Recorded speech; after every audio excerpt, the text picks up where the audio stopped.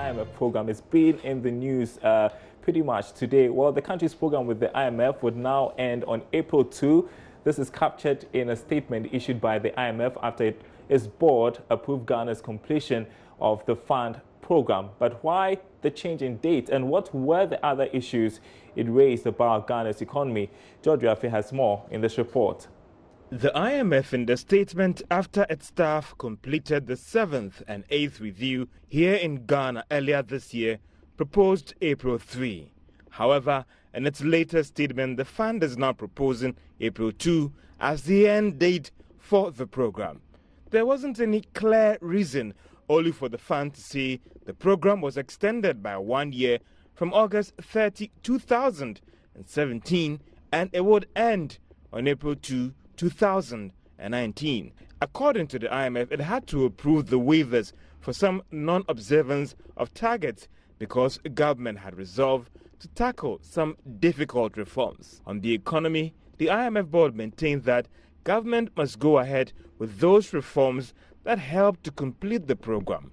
The executive board of the IMF, Charles Zan, also noted that it is very important for government to implement programs that will ensure that it matches its revenue with expenditure and deal with the shortcomings in revenue mobilization in the country. Important for government to implement programs that will ensure that it matches its revenue with expenditure and deal with the shortcomings in revenue mobilization in the country.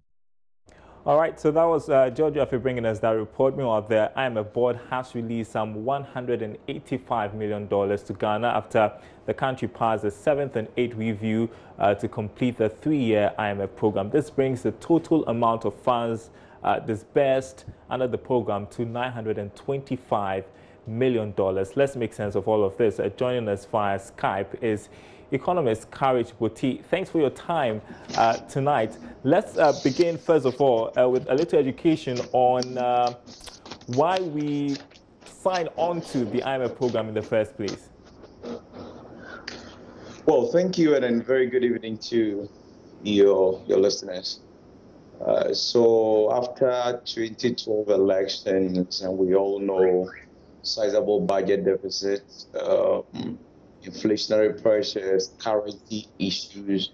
A particular case in point is 2014. We ended the year with about 2% depreciation in the city, and then the deficit situation that was burdening Ghana and making it difficult for fiscal management.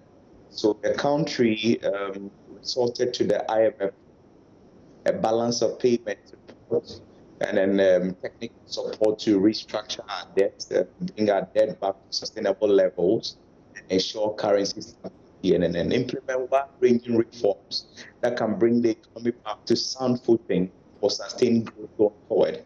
So that was what took us to the IMF in 2014, April. Okay, and so right now, as it is, you're made to understand that we have successfully completed the IMF program. What does this essentially mean for us as Ghana? Now, what that meant is that the external markets are looking out. First of all, if you want to attract the needed investment in your country, you need to give those investors some comfort that their money is safe.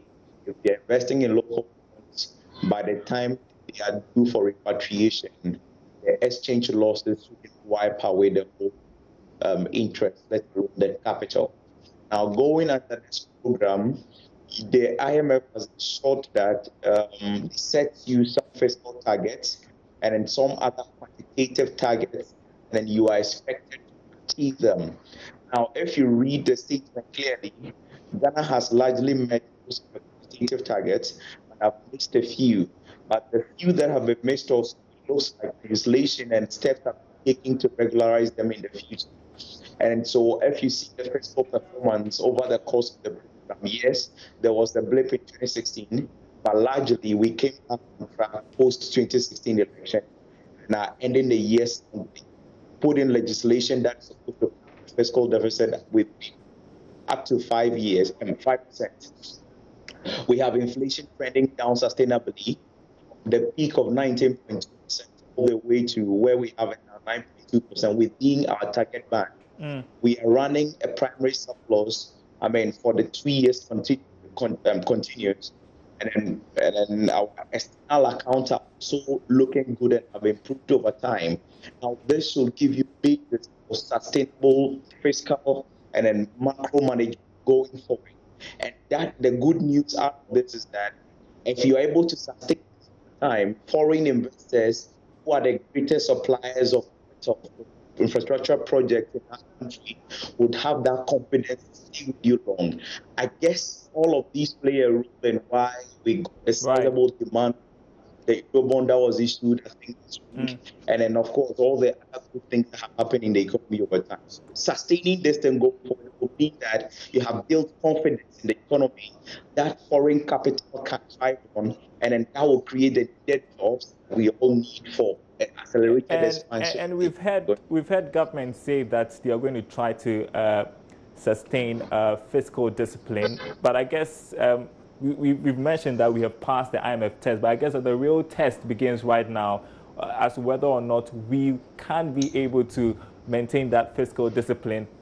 Is this something you think that we can do? Well, exactly. The real test starts now. And I agree with that. Look, we've done this before.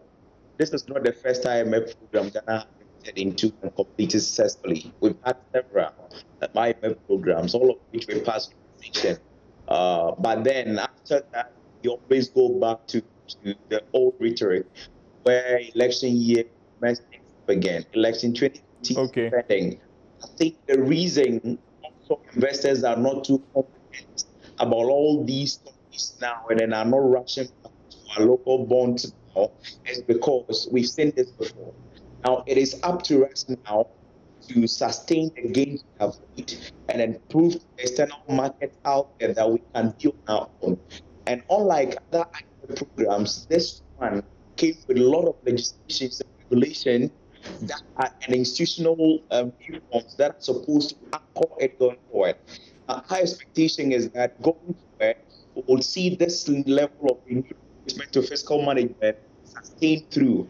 I mean, and if we go through 2019 and go to 2020 with the same level of fiscal discipline, I guess we'll win the confidence of.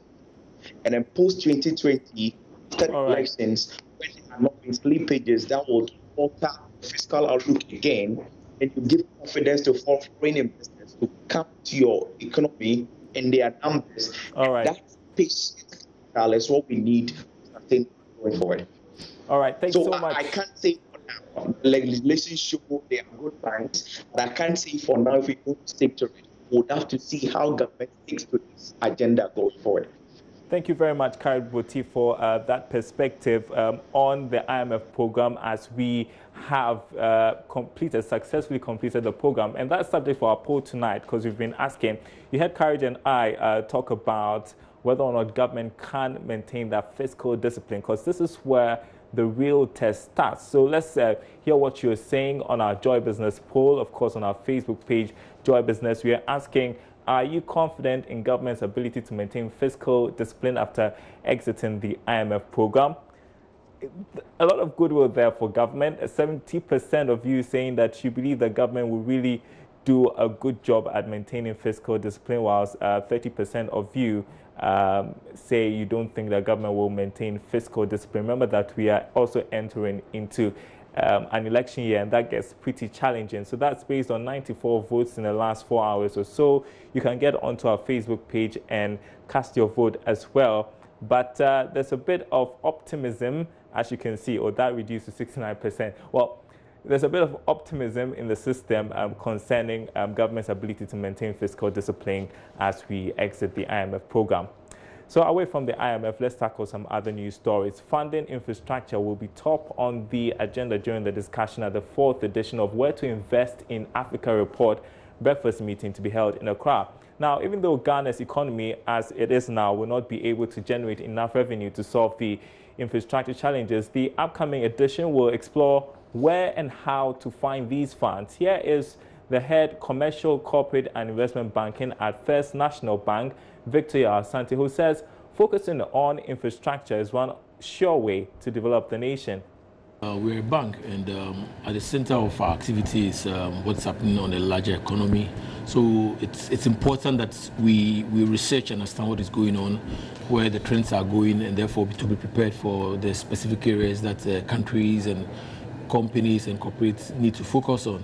So we do this annually on an ongoing basis, just to be sure that we are abreast, and therefore it's something we'll continue to do so far as we continue to be a lender. Okay, so, I mean, I understand. I've seen just snippets of this particular report. I think that the headline thing that caught my attention is that Ghana still remains, among the top 10 investment destinations. What are the key highlights can you share with us as far as this particular report is concerned?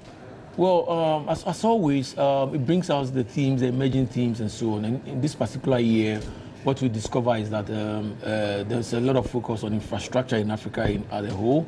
And therefore, we tease out where the opportunities lie, and there's a lot of focus on infrastructure. There's also a bit around oil and gas and some other things that have become very key to the Africa economy entirely. But infrastructure is the key one for this report. It's clearly at the heart of our development, and you notice that one of the things China has done very well is to fix its infrastructure, and everybody talks about how much, for instance, of miles of highway China has managed to add to its infrastructure in the last few decades. World Bank has estimated that GDP growth actually benefits about as much as 2% from the right infrastructure. And therefore, it's huge. I mean, we all know what happens when some infrastructure things are not working. I mean, even on our daily lives, day to day, you know how much we feel it when some specific infrastructure is not the way it should be. So it's absolutely key that we get infrastructure right. Is it that is one way to ensure that investors will say, okay, these are the key challenges within Ghana, and so this is where we should put our money? Well, the research always teases out which areas need investment or which areas everybody is going, because as soon as people realize where the issues need to be fixed, there's a natural tendency to now focus on that area. And it is clear that infrastructure is we have a huge deficit when it comes to infrastructure as a country and as a continent. So it shouldn't be surprising anybody that it becomes the area of focus in terms of where to invest. And this is what the research is telling us.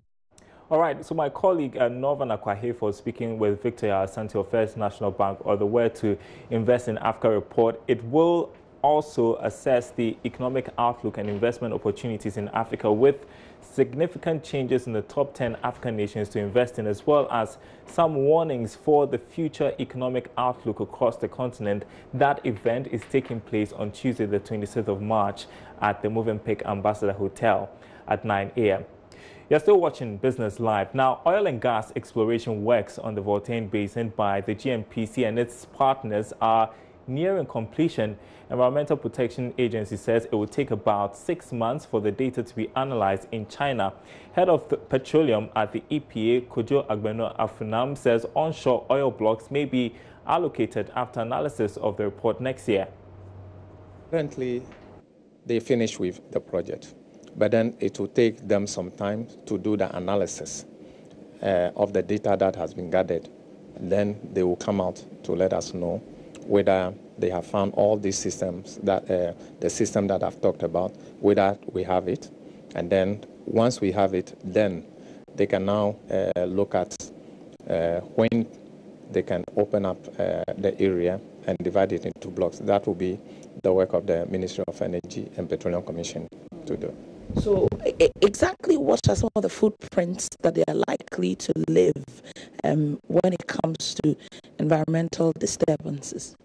Now, with seismic, normally you need to create a path for you to lay the cables that will pick up the signals. You need to create a path. So if it is not properly managed, let's say through the forest area, you see that you cut down a lot of trees and then create. All right, away from oil, let's talk about something very light. Now, originally, beads were used as a form of currency by kings who used them as a medium of exchange for alcohol and slaves in the past. Now, years down the line, they are now popular as jewelry, Karen Dodo has been exploring the business trend in Ghana and its potential for the fashion industry. Though beads are no longer used as currencies, they are still relevant in the socio-economic development of the country. Local beads have now gained prominence as part of conventional jewelries such as rings, necklaces and bracelets, among others. However, over the years, beads have moved from being a preserve of the rich and royals and now being used by various classes of people across the country. Elizabeth Kofi has been in the bead trade for over 15 years. Noted for a wide variety of beads and other accessories, Elizabeth's shop, located within the central business district of Accra, is a one-stop shop for many people in the beading business. She explains that the demand for beads has shot up in recent years since beads are now regarded more than just jewelry. First, we were selling the foreign ones. The local ones, our people don't like it well. Up to this time now, they start buying them. And they are using it for chalewati, they are using it for waist bead, they are using it for so many kinds of works. So the bead now there is moving. If you have 5 CDs, you can get some. If you have 10 CDs, you can get some. So any amount you have, you can work with it. Demand for variety has caused the importation of other types of beads from countries like India and China. However, the increased demand has not affected sale of the local varieties. Elizabeth explains that local beads continue to remain popular even on the international market. My husband is in the UK. If he's going, he used to take Ghanaian bead. Them, they don't like the China and India. They like Ghanaian bead. So if he's going to UK, he have to take Ghanaian bead to UK. There are people there doing the bracelet too. So if they take the raw ones, then they'll go and work on it. Fashion designer Emmanuel Agbena is one of Elizabeth's frequent customers. She explains that incorporating the beads into her designing work has created a boost for her business. Before, people were not really purchasing local cloth like the kente and the African print. We wear the already made. But now that we've added more, like we enhance it with other things like the beads and other things, sequins and things, it has made the kente more beautiful and people are now purchasing it. Well, for those rediscovering our heritage and the appeal of traditional beads, the return is enormous. It's something that everyone is doing. There's competition actually. So it depends on how creative you are. Yes, you want, and then the branding. Yeah, you won't really get customers because it looks like this one is doing it, this one is doing that, so it's very difficult. I finished my rotation last year, but it's been boring at home, so I just picked up this to get away from the boredom and then learn a new skill. In a week, I can make like 15, 20 orders. And I think it's cool because each one, it's almost 35. So if 15 people are making it in a week, that's a lot of money. So if every week I'm getting 15 customers or even more, and I think it's a good business for a starter like me. It's perfect. Well, clearly the bead industry is a booming one, not just for those who sell them, but for others who have infused them in their trades. Well, according to the World Bank, traditional art can be a business niche for a country if it's well invested in. So maybe governments could invest in traditional beads like this one,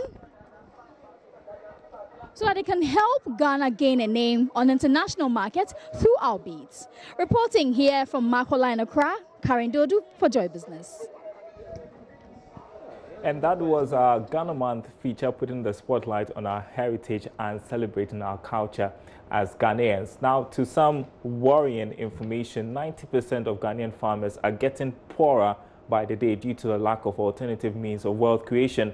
This is the outcome of a research finding by the Partnership for Economic Policies, PEP. According to the report, only 17% of Ghanaian farmers are engaged in non-farm work. PEP is therefore calling for a review into Ghana's agri policies like the Planting for Food and Jobs program in order to give farmers alternative jobs aside traditional farming. Charles Aite has our report. To the report, over 90% of rural households depend heavily on agriculture. However, the long dry season, especially in northern Ghana, means that farmers lay idle for about 7 months each year. This is where non-farm employment for farmers come to play. Dr. Paul Kwame Ekebe is lead researcher of the project and senior lecturer at the University of Development Studies, UDS. He shared with Joy Business some findings of the research. We noticed that about 17% of them are more likely to participate in the market if they are engaged in one form of non-farm activity or the other. What is non-farm activity? Non-farm activity, these are activities that take place outside the farm. For example, I mentioned, what's the name, shea butter processing. Key among the recommendations was for governments to review its Planting for Food and Jobs program to include non-farm employment programs for farmers. The report explains this could spike up the commercialization of farm produce across the country. We are saying that given that government policy is to increase the pace of agricultural development so that it will have this ripple effect on the economy. To do so, then let's see how we encourage non-farm engagements by farmers. Because our results are indicating that if they engage in off-farm, there's a high probability that they will sell. There's a high probability that they will sell larger quantities. Meanwhile, the team from the Partnership for Economic Policy, PEP, has presented its policy brief to the Ministry of Food and Agriculture for further deliberations. Well, still with the agri sector, the Ministry of Food and Agriculture says the rehabilitation of some 7,000 hectares of irrigable farmlands is expected to be completed for cultivation of crops by the end of this year. According to the Deputy Minister for Food and Agriculture, George Odro, the use of the irrigation lands will help boost food production by ensuring all year-round farming. He has been speaking to Joy Business on the matter. Currently, Ghana's food import bill stands at $1.2 billion annually. However, government looks to cut down the bill with a number of interventions.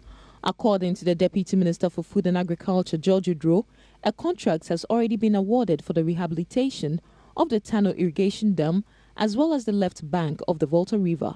I've given two contractors, the Tano Irrigation Dam and the left bank and the right bank in the Volta region.